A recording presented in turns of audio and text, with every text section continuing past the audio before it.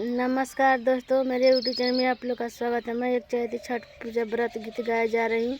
अच्छा लगे तो कमेंट में बताइएगा। पारंपरिक गीत है, सब गांव देहात में गाया जाता है। तननी चाने चलनी महादेवा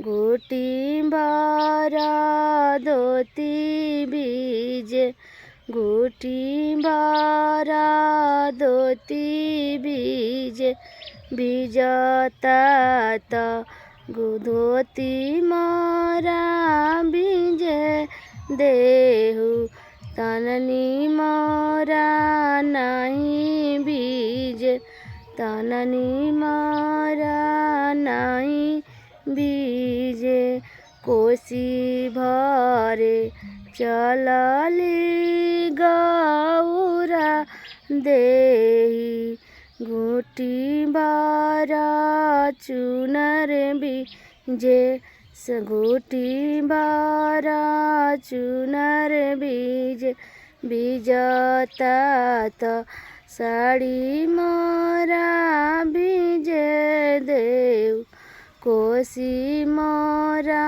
नहीं बीजे कोसी मोरा नहीं बीजे।